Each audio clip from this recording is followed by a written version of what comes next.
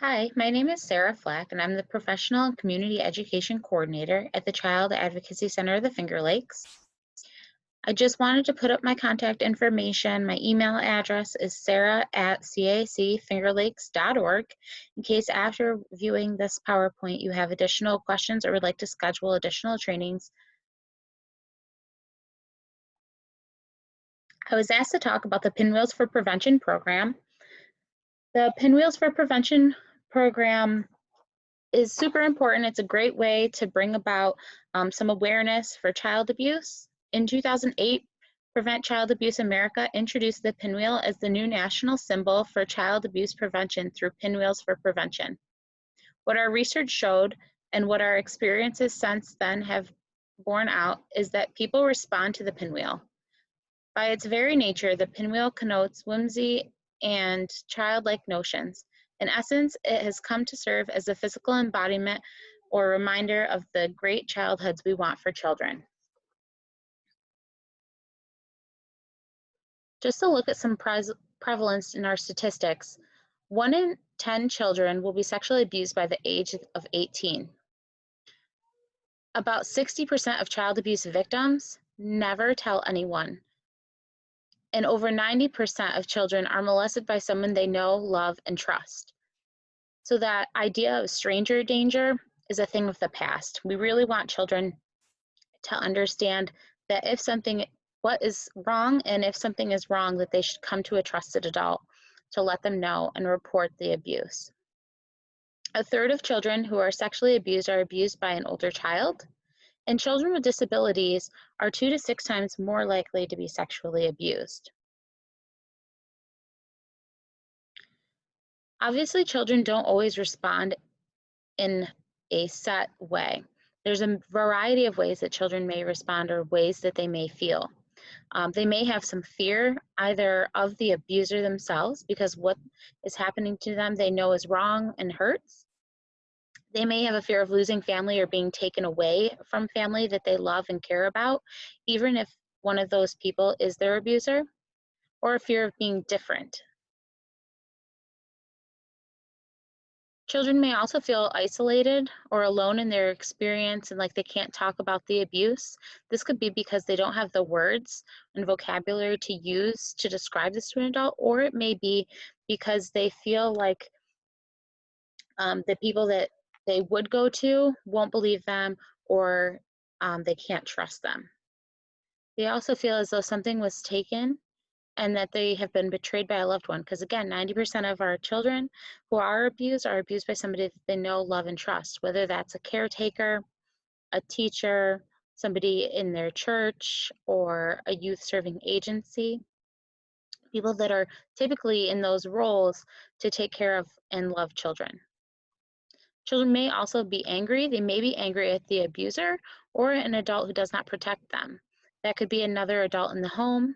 That could be somebody like a teacher who they would normally go to feel safe and protected. Same things with doctors and counselors.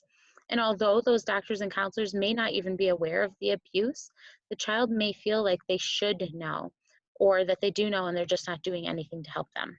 They may also be angry with themselves and feel like what is happening to them is their fault and that they're to blame.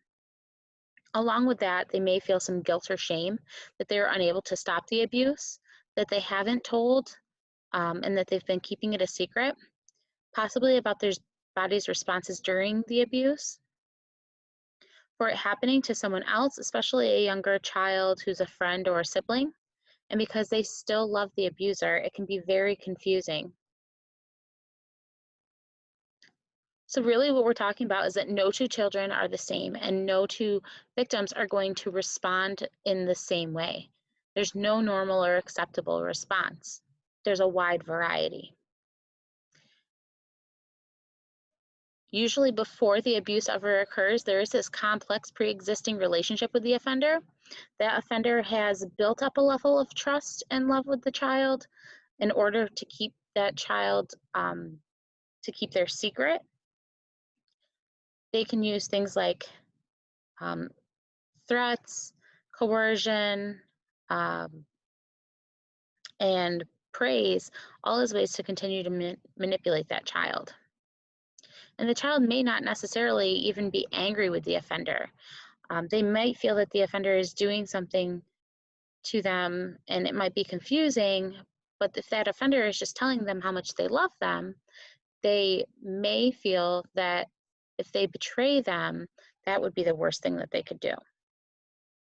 And then some disassociation can cause gaps in time, lapses in or loss of memory, and can look like daydreaming or spacing out. So oftentimes this is a way for them to cope, is to dissociate from what has been occurring or to try and escape it in their mind. So what happens if a child begins to make a disclosure to you? If a child starts to tell you about some abuse that they're experiencing, you want to find a neutral setting where that child feels safe and supported. This could be an open space. Maybe you could either have brighter lighting or dimmer lighting. There could be music. There could be um, just a place where they feel comfortable. You also want to try to remain calm. It's easy to over or underreact when a child is disclosing abuse to you, but you really want to try and just let that child free narrate. If you were to overreact, that child might think that you're shocked or that you're not going to be able to help and support them, so they may stop telling you. If you underreact, they may feel as though you aren't listening, you're not understanding, or you don't believe them. So you really just want to use some active listening skills and remain calm. Continue to listen without interrupting. You don't want to ask the child a lot of questions. You really want them to free narrate. If you need to ask a question, try to do things that are open ended, like, and then what happened? Or, can you tell me more? Let the child know that they are not alone and that you will be there to support them and listen to them when they need you. Don't make any promises to the child that you'll solve all their problems, but you can certainly let them know that you may be contacting somebody who has more experience with situations like this and who can help children so that they aren't surprised if that's the case later on. When making a report, you want to use the child's actual words. With that disclosure, tell me what happened. Listen and let the child free narrate without interruption. Then what happened? Is there anything else you think I should know? Prepare for next steps. Have things already planned out and be prepared if you feel that this may be coming down the road. Let the child know that they're brave and that they did the right thing for letting you know what was happening to them. Again, you may want to tell them that you're going to call people who can help them and help you and whose job it is to talk to kids about things like this. You can also ask them if they have any questions or concerns that they want to bring up. The child needs to hear messages like the following. You're brave to tell me. It is not your fault. You were right to tell me. I am sorry this happened to you. We will do everything I can to help, and I'm going to call someone who can help us. A few things to keep in mind. So you want to avoid those suggestive questions or leading questions. You want to avoid questioning what the child tells you. Just take what they say as the truth. If you start asking them, are they sure? They're going to feel like you don't believe them or that you're taking somebody else's side. Avoid interrupting them and adding your own words or asking repetitive questions, as well as expressing disbelief, shock, anger, or judgment. Remember, talking about sexual abuse is not natural for anyone, especially not a child. The first time a child discloses may have lasting effects on them. If the child feels supported and trusted, they will continue to share their story with the people that need to hear it, like law enforcement and social services. However, if they don't feel trusted and supported, and you were their first choice to come to make this disclosure, they may not be willing to try again with anyone else that they don't trust as much as they trust you. You do not need, and this is very important, you do not need all the details to be supportive of the child.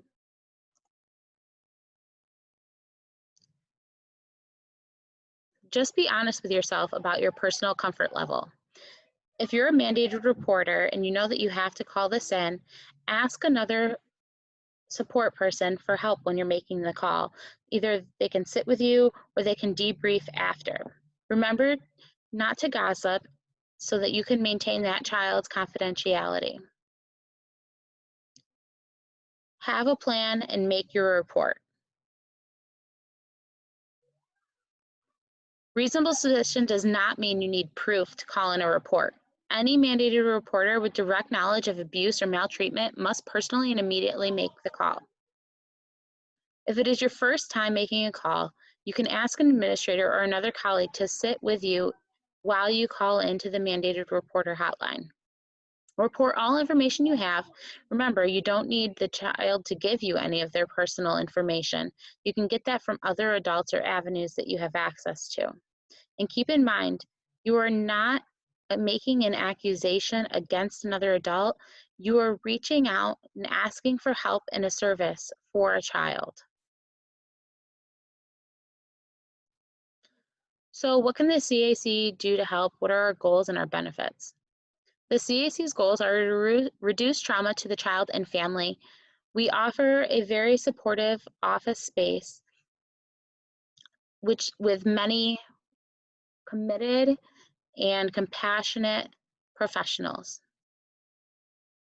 One of the key goals of the CAC is to reduce the number of duplicate interviews and examinations a child must endure. Imagine, if you will, telling the most horrific thing you can think of about yourself over and over and over again to multiple different people. Well, at the CAC, we try to have all of the professionals in one place so that that child only has to tell their story one time, but all the people who need to hear it at once. We work together with a multidisciplinary team in order to enhance communication and collaboration, as well as share tasks and reduce burnout and secondary trauma of our professionals. With continuing research and peer support and mentoring, we can improve the quality of interviews and the success for law enforcement and prosecutors to build their cases, which would result in less recantations and more confessions. Advocacy support is offered for the non-offending caregivers as well as the children and youth so that they have all the information they need to make better informed decisions about the next steps that they want to pursue. And that also helps them develop a strong support network. Members of our child abuse response team include County Attorney's Office, Child Protective Services, the District Attorney's Office, local law enforcement, including the Sheriff's Office, State Police, the University of Thompson and Sain for medical exams. Safe Harbors of the Finger Lakes is a partner with the Child Advocacy Center of the Finger Lakes to provide all of our advocacy support, as well as schools. All referrals to the Child Advocacy Center must come through CPS or law enforcement. This is because the main function of the Child Advocacy Center is to conduct forensic interviews. At every forensic interview, we must have a member of law enforcement present in order to have access to the recording of the forensic interview and maintain that in a chain of custody. Interviews typically are around allegations of sexual abuse and extreme physical abuse, as well as sex trafficking. After we receive a referral for an interview, CPS and law enforcement will have a pre-investigative conversation. At that point, they will conduct a minimal facts interview, getting just enough information to get to the next step and make sure that this child will be safe. A forensic interview will be scheduled with our case coordinator, Lisa Knight. At that time, if a medical exam is determined necessary, we will assist in scheduling that, either with a SANE nurse at U of R Thompson or at the Reach Clinic in Rochester. Victim advocacy services will begin immediately. When a child and their non-offending caregiver enter the CAC, an advocate will be there to greet them and walk them through the steps of what to expect at that time and how they can support them moving forward throughout the case. The victim advocates at the CAC are the only team member who is able to be with the client from the first day they come in contact with the CAC until they decide that they no longer need their services. As cases progress, we also conduct case reviews in order to make sure that everyone on the multidisciplinary team is updated with the case until that case is closed out. At these case reviews, there's a lot of conversation about what has been successful for the family and what services they may still be needing. Other services that the CAC offers is peer review and mentoring for our forensic interviewers. We videotape all forensic interviews. There's an after hours phone, which is available to all of our multidisciplinary team so that they can schedule and reach out to the CAC with questions when new cases come in. We also have a large education and awareness as well as outreach programs. Some of these include our Darkness to Light program, which is the Stewards of Children curriculum, community awareness events and campaigns, and professional training for our multidisciplinary team members. I hope this helped you better understand the Child Advocacy Center as well as some key red flags for child abuse and how we can aid children if they come to us to make a disclosure. If you have any other questions, please reach out to me, Sara Flack, at Sara, S-A-R-A, at cacfingerlakes.org.